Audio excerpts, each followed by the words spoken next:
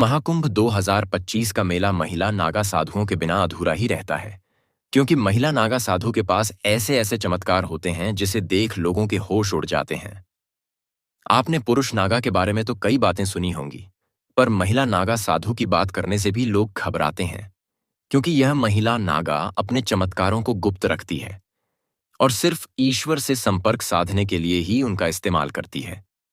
इसलिए लोग महिला नागा के बारे में कुछ नहीं जानते, सिवाय इसके कि वह नागा है। पर आज हम इस वीडियो में आपको ऐसी ऐसी बातें बताने वाले हैं जिसे सुनकर आपके होश उड़ जाएंगे, जिसमें महिला को नागा साधु बनाते वक्त उसके शरीर के एक ऐसे हिस्से को निष्क्रिय कर दिया जाता है जो शरीर में वासना जगाता है। पर यह प्रक्रिया सुनकर आपके रोंगटे खड़े हो जाएंगे। आखिर एक आम महिला को महिला नागा साधु कैसे बनाया जाता है? आज की यह वीडियो देखकर आपको सब पता चल जाएगा। पर उससे पहले अगर आप भी भगवान मानते हैं तो वीडियो को लाइक करके कमेंट बॉक्स में हर हर महादेव जरूर लिखिए। आइए आगे बढ़ते हैं। महिला नागा साधु कौन होती है? होती भी है या सिर्फ किताबों और कहानियों में मिलती है? क्या सिर्फ पुरुष ही नागा साधु बन सकते हैं? देखिए, इसका जवाब तो मैं आपको अभी बता देता हूं कि महिला नागा साधु होती है। अब आपके मन में सवाल उठ रहे होंगे कि क्या महिला नागा साधु भी पुरुषों की तरह बिना कपड़ों के हर पल रहती हैं?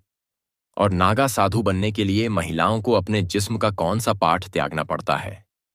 लंबे लंबे बाल, भभूत से लिपटा नंगा बदन, हर पल नशे में डूबी रहना। क्या यही पहचान है एक महिला नागा साधु की? कैसी है इनकी रहस्यमयी दुनिया? सभी जानते हैं कि नागा साधु वो होते हैं जिनके काफी बड़े बड़े बाल होते हैं और वह निर्वस्त्र यानी बिना कपड़ों के रहते हैं और उनके शरीर पर हर तरफ भस्म लगी रहती है। लेकिन नागा साधु के बारे में इतने सारे फैक्ट हैं जिनके बारे में बहुत कम लोग जानते हैं। सबसे पहले आपको बताते हैं नागा साधु और साधुओं से अलग कैसे होते हैं।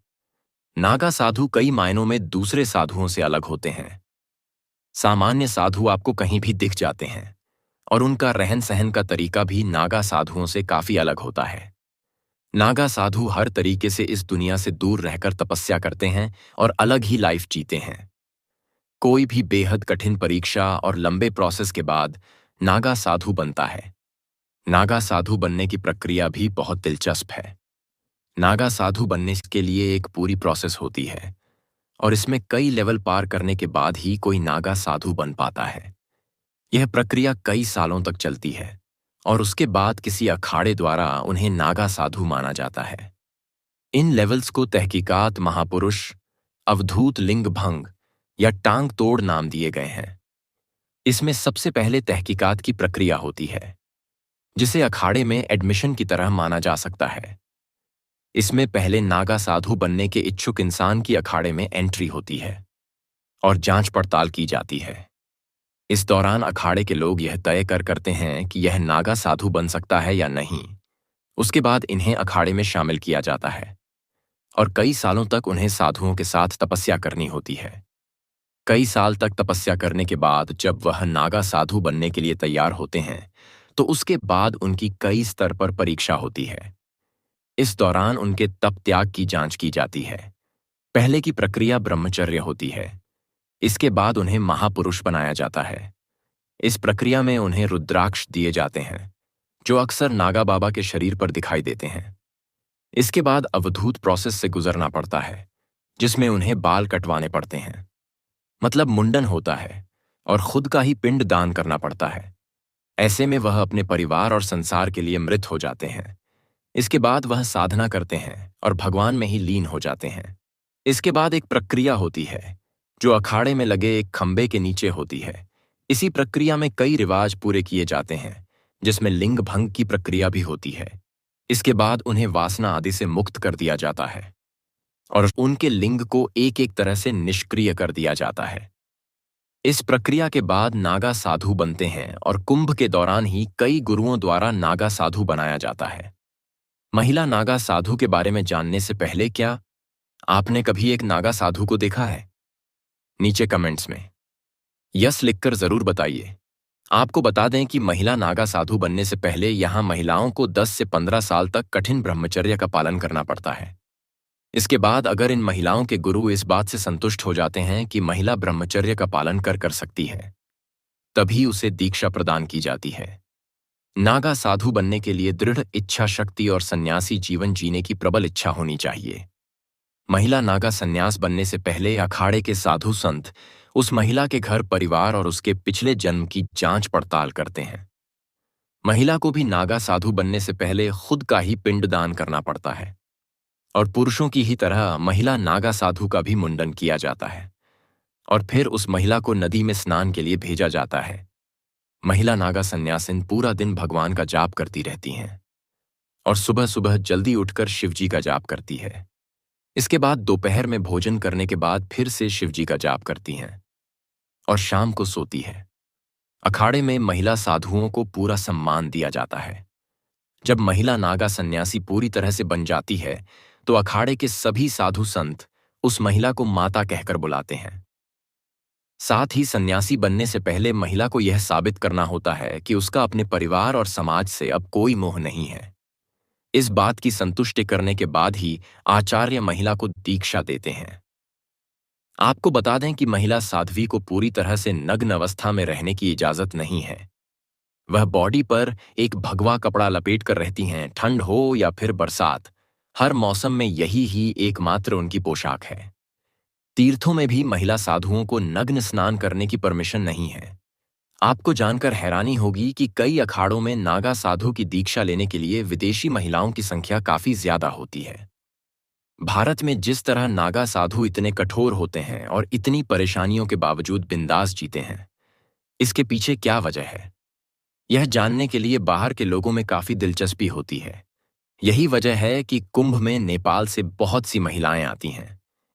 इनमें कई साध्वी ऐसी होती हैं जो गृहस्थ जीवन को त्याग कर साध्वी बन गई होती है। जूना अखाड़े में इस तरह की कई साध्वी हैं। इसके अलावा जर्मनी, मॉस्को, अमेरिका समेत अन्य देशों की महिलाएं भी साधु बन जाती हैं। इनमें तो कई ऐसी हैं जो बिल्कुल यंग हैं, जो पढ़ी लिखी हैं। सच कहूं तो इन्हें हरिभजन के अलावा अन्य किसी से कोई मतलब नहीं। यह सभी साध्वी अखाड़ा के नियमों के मुताबिक ही पहनावा और तिलक से सबका श्रृंगार करती हैं। दोस्तों, अब जो मैं आपको बताने जा रहा हूं वह काफी हैरान कर देने वाला है। क्या कभी आपने सोचा है कि आखिर यह नागा या महिला नागा साधु सिर्फ कुंभ के मेले में दिखाई पड़ते हैं, लेकिन इसके अलावा इतने वर्षों वो कहाँ रहते हैं, कैसे रहते हैं? शायद ही आप में से किसी ने इस बात पर गौर किया होगा। नागा साधु हमेशा तपस्या में लीन होते हैं। वह साधना के लिए अखाड़े को छोड़ देते हैं और कंदरा में चले जाते हैं। कंदरा का मतलब होता है पर्वतों में मौजूद सुरंग। इसमें भी कई तरह के नागा साधु होते हैं और जगह के नाम पर उनके नाम होते हैं। जैसे पर्वतों में रहने वाले नागा साधुओं को पर्वतागिरी नगर में रहने वाले साधुओं को पूरी जंगल में रहने वाले साधुओं को अनन्य कहा जाता है। यह अलग अलग जगहों पर रहते हैं। माना जाता है कि कुंभ से पहले और कुंभ के बाद नागा सन्यासी हिमालय और अन्य पहाड़ों और जंगलों की गुफाओं में बैठकर तपस्या में लीन हो जाते हैं। यह आमतौर पर एक गुफा में कुछ साल रहते हैं और फिर दूसरी गुफा में चले जाते हैं। किसी को मालूम नहीं होता कि वह इन दिनों कहाँ है और क्या कर रहे होंगे। कई बार बहुत से नागा बाबा इन दिनों सन्यासी वस्त्र भी धार कर अलग अलग जगहों पर घूमने लगते हैं। वहीं कुछ निर्वस्त्र बाबा गुप्त जगहों में जाकर तपस्या करने लगते हैं। इस दौरान वह जड़ बूटी और कंदमूल पौधे के साथ जंगलों और पहाड़ों पर होने वाले खाने की चीजों से अपने पेट भरते हैं। वह घूमते भी रहते हैं, लेकिन यह सब इतने सीक्रेट तरीके से होता है कि किसी को पता नहीं चलता। कुछ नागा साधु झुंड में निकलते हैं तो कुछ अकेले ही यात्रा करते हैं। कई बार यह जिस तरफ गुफाओं में बैठते हैं, कई दिनों तक भूखे प्यासे भी बैठे रह जाते हैं। अब आप सोच रहे होंगे कि जब यह नागा साधु अपनी पहचान छुपाकर इधर उधर भ्रमण करते हैं तो फिर यह करिश्माई तरीके से कुंभ में कैसे नजर आते हैं? कौन देता है उन्हें इस बात की जानकारी? दोस्तों, यही तो राज है। दरअसल हर अखाड़े में एक कोतवाल होता है। जब दीक्षा पूरी होने के बाद नागा साधु अखाड़ा छोड़ साधना करने जंगल या पहाड़ों में चले जाते हैं तो यह कोतवाल नागा साधुओं और अखाड़ा के बीच की कड़ी का काम करता है। जब कभी कुंभ और अर्ध कुंभ जैसे महापर्व होते हैं तो यह नागा साधु कोतवाल की सूचना पर वहां रहस्यमय तरीके से पहुंच जाते हैं। हालांकि यह किसी को नहीं मालूम कि उन्हें कैसे यह सूचना मिलती है कि कुंभ कहाँ हो रहा है और कब हो रहा है, लेकिन वह जहां कहीं भी होते हैं वो आ जाते हैं। कुछ लोगों का यह भी मानना है कि उनके पास कुछ ऐसी रहस्यमय विद्या या ताकत होती है जिससे वह अपने साथियों द्वारा भेजे गए संदेशों को समझ जाते हैं। क्या आपको लगता है कि नागा साधुओं के पास कोई अलौकिक शक्ति होती है? हमें कमेंट में जरूर बताएं। अगर आपको यह वीडियो पसंद आई तो लाइक करें, शेयर करें और हमें कमेंट में बताएं। क्या आप कभी नागा साधु से मिले हैं?